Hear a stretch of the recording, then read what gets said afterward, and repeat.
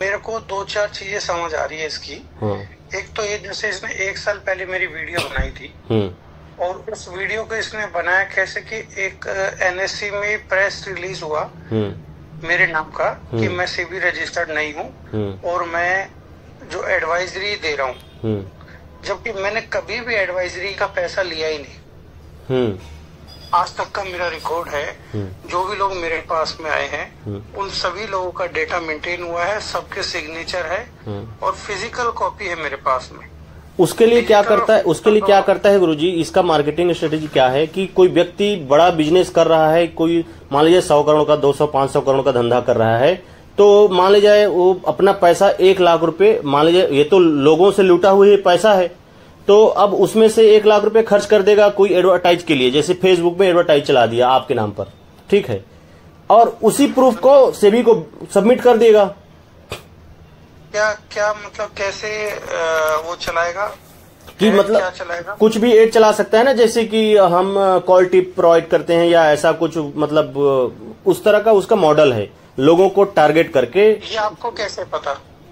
आप कैसे कह सकते हैं? उसके एम्प्लॉय ने ऐसा बताया, उसका उस तरह का कुछ, मतलब उन्होंने मेरे को इशारों में बताया कि कुछ ऐसा वो बाइक फुट पे ऐसा काम करता है पीछे से। एक्चुअली ये चीन के संघाई से मार्केटिंग में MBA किया है, तो लोग जहां से सोचना खत्म करते हैं ना, वहीं से वो शुरू करता है सोचना। बस यही बात मैं आपको बोलना चाहता था। इसने क्या किया, 1 साल पहले इसने एक ऐड चलाया मेरे ही टेलीग्राम चैनल पर कि मैं सेबी रजिस्टर्ड हूँ, मेरा लाइसेंस नंबर ये है, और उसको आधार बना के इसने सेबी में कंप्लेंट करी कि ये बंदा अपने आप को सेबी रजिस्टर्ड बता रहा है, तो आप बताइए क्या ये सेबी रजिस्टर्ड है कि नहीं। और उसने कुछ ऐसी छोटे छोटे कट मेरे टेलीग्राम से निकाले जिसमें मैंने ये बोल रखा था कि जैसे क्रूड ऑयल को खरीद लो, तो उसने कि मेरा एक तो ऐड चलाया फेक कि मैं सेबी रजिस्टर्ड हूँ, फिर उसी ऐड को उठा के उसने सेबी में दिया और सेबी में भेज के साथ में 1-2 शॉट और दे दिए जिसमें मैं ये दिखा रहा हूँ कि मैंने ये एडवाइजरी दी। मतलब उसने वो स्क्रीनशॉट उठा के वहाँ भेज दिए। अब सेबी ने, NSE ने ये प्रेस रिलीज किया कि ये बंदा सेबी रजिस्टर्ड नहीं है और ये जो एडवाइजरी दे रही है ये फेक एडवाइजरी है, तो इनसे बच के रहे, ऐसा NSE ने प्रेस रिलीज किया। ठीक, तो उसी प्रेस रिलीज को उठा के इसने वीडियो बनाई, देखो दिल्ली वाले गुरुजी जो फेक काम कर रहे हैं, NSE ने भी बोल दिया है और ये अपने आप को सेबी रजिस्टर्ड बता रहे, कोई सेबी रजिस्टर्ड नहीं है। ये वीडियो उसने बनाई जी, देखिए इस वीडियो उसके 5 लाख इसके व्यू आ गए। ये मुझे ऐसी बात ये है कि मेरा ऐड चलाना, मैंने तो कभी नहीं चलाया अपना ऐड कि मैं सेबी रजिस्टर्ड हूँ, तो किसी और ने क्यों चलाया? कोई उसका मकसद होगा ना। यस मैंने कहा वो एक्स एम्प्लॉय ने जैसा बताया था वैसा ही कुछ इसमें भी सीन लग रहा है।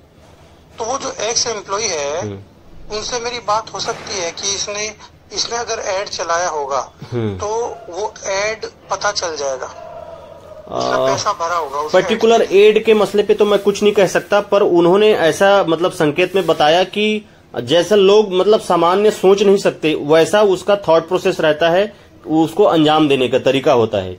सपोज वो जो सिम वाला मसला भी बताया तो वैसा ही कुछ था, ताकि जब कुछ हो गलत तो वो चीज उस पे इल्जाम लगे जिसके नाम पे हो सिम। ये बंदा जो काम कर रहा है ना, ये बहुत ऑर्गेनाइज्ड क्राइम है। ये साइबर क्राइम है और ये बहुत खतरनाक क्राइम है। ये किसी की समझ में नहीं आएगा। अगर आप आम जनता को बताओगे उसको कोई समझ नहीं लगेगा। जो पैटर्न आपने बताया, जो आपने समझा या इसके एक्स एम्प्लॉय ने आपको बताया, ये पैटर्न मैं 1 साल पहले समझ गया था जब इसने मेरे नाम का NSE से वो प्रेस रिलीज कराया इसने। ठीक है, तो ये मुझे समझ थी, लेकिन उसके बाद इसको ये लगा कि मैं डर जाऊंगा, तो इसने एक IAS बन के, अरविंद IAS बन के, अरविंद श्रीवास्तव बन के मेल आया आज से 1 साल पहले। अच्छा। और वो कहता है कि मैं PMO में हूँ और आपके यहाँ पर शिकायत आई हुई है, आप एक काम कीजिए, मेरे को इतना नहीं, पहले उसने पैसा नहीं मांगा, उसने कहा कि आप एक काम करो, मुझे अपने 3 साल का पूरा डेटा दो, बैंक स्टेटमेंट दो और जो आपने ट्रेड करी है वो डेटा दे दो मेरे को। किस किस ब्रोकर पे आपने काम किया है, वो सारा मेरे को PNL चाहिए। तो मैं आपको इस चीज से बाहर निकाल दूंगा, मैं आपका फॉलोअर भी हूँ। अच्छा। और मैं जानता हूँ आप गलत नहीं करते हो। ऐसा एक अरविंद IAS ने मेरे को मेल किया। अब उसने वो सारा पर्चा वर्चा बना के बढ़िया जैसा होता है ना, भारत सरकार की मोहर वगैरह लगा लोगों के, वो सब पे ऐसे भेजा। मैंने तो उसको कोई जवाब दिया नहीं। पहले तो मुझे भी लगा कि यार ये ऐसा कैसे आ गया IAS का मेरे पास। फिर मैं समझ गया ये फेक है, मैंने उसको कोई रिप्लाई नहीं दिया।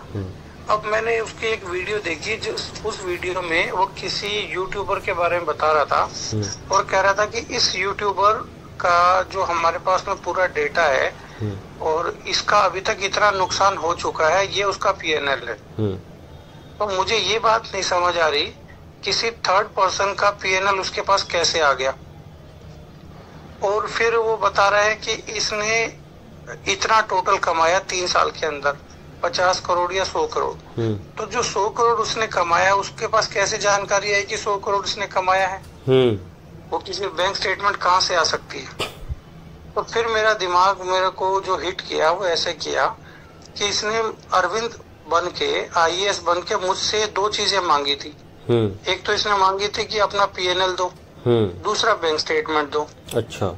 इसने ऐसे ही दूसरे को भी डरा के उससे यही 2 चीजें मांग ली IAS बन के, और उस बेचारे ने उसको दे दी। और दे दी तो उसके बाद डिटेल आ गई कि ये तो पूरा लॉस में बैठा हुआ है और इसने कोर्स से इतना कमा रखा है। तो उसने उसी पर वीडियो बना दी।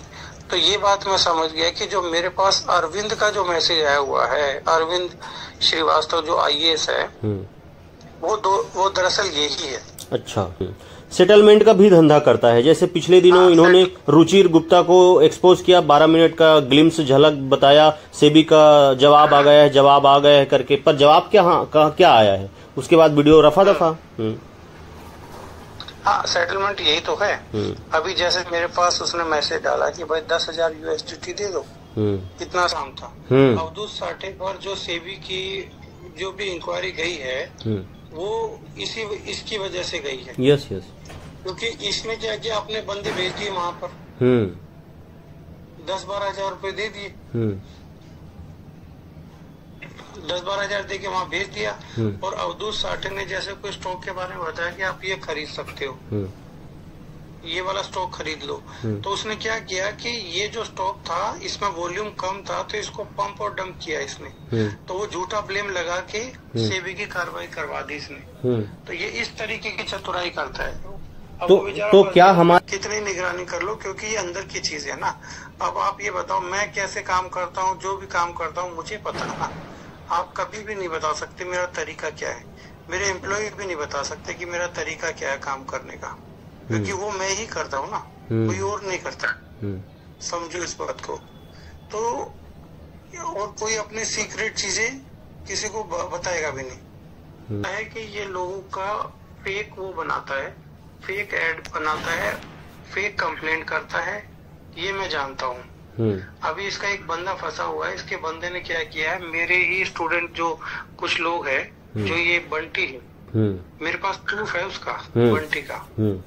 बंटी ने ग्रुप बना के और डायरेक्शन दी है कि मेरे अकाउंट में पैसा जमा कराया जाए, और फिर उसका क्या करेंगे, ये साइबर में कंप्लेंट करके मेरे अकाउंट को फ्रीज कराएंगे। तो इन्होंने मेरा अकाउंट फ्रीज करा दिया। अब उसकी सारी डिटेल, उसमें क्या है, मेरा एक स्टूडेंट भी था, वो जो मेरी बहुत इज्जत करता था, उसको प्रॉफिट भी बहुत मिला हुआ था मुझसे।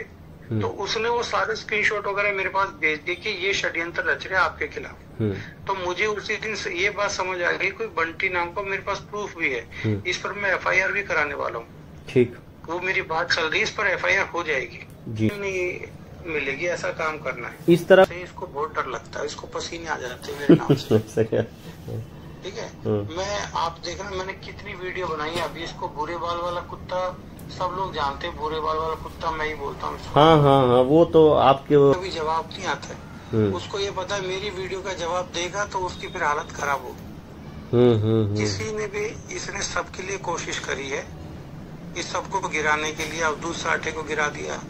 वो एक पटेल थी, अस्मिता पटेल, नासिर मोहम्मद है उसको, नासिर, हाँ वो भी, उसको भी, और PR सुंदर, सबको, मतलब इसने बहुत लोगों को वो किया, रुचिर गुप्ता, रुचिर गुप्ता और ये अभिषेक कर, इन सब के साथ में ये जो एक और था, क्या नाम था इसका, ये स्टॉक बर्नर, इन सबको, तो सबका इसने सब बिगाड़ दिया। मेरा कुछ नहीं कर पाया। इसको दिक्कत ये है कि मेरे साथ कोई कुछ नहीं कर पाया, और फिर इसको ये डर भी लगता है। इसको पता है कि मैं, क्योंकि एक आरिफ खान है बंदा, आरिफ खान ही इसके पास गया था, और आरिफ खान ने इसको मेरे बारे में बताया था। आरिफ खान की पिटाई हुई थी यहाँ पर, दिल्ली पुलिस ने उसको बहुत पीटा था, इसकी कंप्लेंट कराई थी मैंने। आरिफ खान को बुला के वहाँ पर उसका रिमांड हुआ था दिल्ली में। तो ये बात उसने असीम जुनेजा को जाके बताई कि इसको एक्सपोज करो, लेकिन उसने ये नहीं बताया असीम जुनेजा को कि वो लड़की के केस में वहाँ अंदर गया था। अच्छा। हाँ, तो वो कंप्लेंट मैंने करवाई थी इसकी।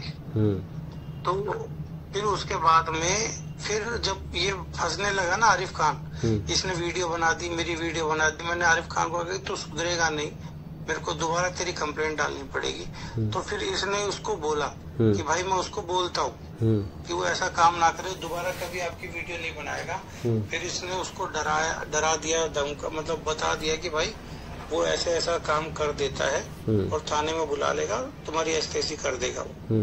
तो ये बात से वो डर गया, ये जो डिजिटल वाला है ऐसा, ये मुझे लगता है कि ऐसा वो डरा बैठा है। तो मैं आने के लिए दूसरों के घर उजाड़ने की कोशिश करी है। यस।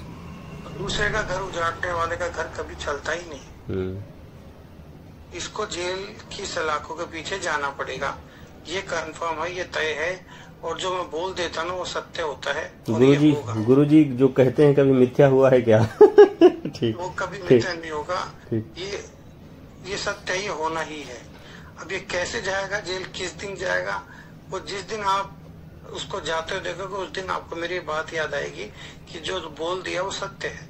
जी जी जी, क्या कहानी बनेगी, बहुत जल्दी बनने वाली है, पर जाएगा जरूर। नहीं तो इलाज बांधना पड़ेगा गुरुजी। मतलब हम हाइपोथेटिकल बात तो अपनी जगह है, वो कर्म का परिणाम भुगतेगा, परंतु उसके लिए भी कोई माध्यम बनना ही पड़ता है ना, किसी न किसी को माध्यम तो बनना पड़ेगा। किसी भी कर्म के लिए, चाहे कर्म अच्छे, परिणाम अच्छा हो या बुरा, जो भी परिणाम हुआ उसके लिए कोई न कोई तो माध्यम बनता ही है, परिणाम अच्छा हो या बुरा। उसमें मेरा ट्रेडमार्क है, दिल्ली वाले गुरुजी का ट्रेडमार्क है। जब मर्जी चाहूँ मैं वीडियो हटवा सकता हूँ दिल्ली वाले गुरुजी के नाम की, अगर किसी ने वीडियो बना दी तो उस पर केस भी डाल सकता हूँ। ठीक है। तो था, मैं जब ऑफलाइन मोड में वहां गया था तो डेली 30-35 हजार लोग रीच करते हैं उनको। अच्छा। अब सोचिए कितना बड़ा उसके पास डाटा बैंक है, और इतने बड़े लोगों से छोटा छोटा मामूली पैसा लेने पर भी कितना बनता होगा वो सोच लीजिए, विचार कर लीजिए। हाँ, ये तो है। और छोटा छोटा रकम, सॉफ्ट टारगेट और छोटा छोटा पैसा, ताकि कोई शिकायत ना करे। देखो 1000 रुपए तो हर कोई देगा, तो 30-35 हजार रुपए तो रोज के हो गए। हाँ, तो उसका और डाटा उसको दे रहे हैं उनके कर्मचारी को, और उनको कहा जा रहा है कि आप इतना महीने में आपको टास्क दिया गया। एक कर्मचारी ने बताया कि शुरुआत के जो कर्मचारी हैं उनको 1 लाख महीने में ये बेचने का उनको टारगेट दिया जाता है। 1 लाख रुपए बेचेगा तब जाके उसकी 20-25 हजार रुपए सैलरी बनती है। 1 लाख क्या बेचेगा? 1 लाख का, जैसे फ्रॉड फ्री कैंपेन चलाता है वो, तो जितने लोगों का फ्रॉड हुआ है उसके पास डाटा आ गया, अब मैंने कर्मचारियों में डाटा बांट दिया। अब वो फोन लगाएंगे कि सर आपके साथ फ्रॉड हुआ है, मैं डिजिटल ब्लॉगर से बोल रहा हूं या बोल रही हूं, तो आप केस रजिस्टर्ड कीजिए, आपकी हम मदद करेंगे, हेल्प करेंगे, आपको असिस्ट करेंगे, life time hand holding support देंगे, ऐसा वैसा। तो भाई लाखों रुपए चले गए किसी के, तो वो मांगेंगे 2000-5000, तो क्यों नहीं देंगे, पूरी मदद करेंगे, सरकार तक बात ले जाएंगे, उस पैसा को रिकवर कराएंगे, ऐसा करके वो झांसे में लेते हैं। तो वो धीरे धीरे करके जब 1 लाख रुपए वो बेचेगा ये अपने प्रोग्राम को 1 लाख रुपए का रेवेन्यू जनरेट करेगा, तब उसकी जाके सैलरी, और जो आदमी रेवेन्यू जनरेट नहीं कर पाता उसकी सैलरी नहीं दिया जाता है वहां। इस तरह का पॉलिसी, क्रूर पॉलिसी। अच्छा, और जो अचीव नहीं कर पाता क्या राइट है जो ये सब करता है? एडवोकेट है क्या इसके पास में? नहीं है, वही तो बता रहा हूँ गुरुजी, सबसे बड़ा क्राइम है। आप समझ नहीं रहे हैं इस बात को। इतना बड़ा क्राइम की साफ दिख रहा है, बस एक शिकायत करने की जरूरत है। रेंडमली तुक्का मार के शिकायत कीजिए। समझ गया मैं कि डिजिटल ब्लॉगर के पास कितने लोगों ने पैसा जमा कराया है और फिर इसके पास कोई राइट नहीं है। यस। लेकिन लोगों के साथ में ऐसे स्कैम कर रहे हैं। मैं आप लोगों को आश्वासन देता है कि मैं आप लोगों के लिए वो करूंगा, और चैट जीपीटी से वो बना के वो दे देता है, उनसे ठगी करना। यस, फ्रॉड फ्री के नाम पे सबसे बड़ा फ्रॉड हो रहा है। फ्रॉड फ्री करने के नाम पे फ्रॉड हो रहा है।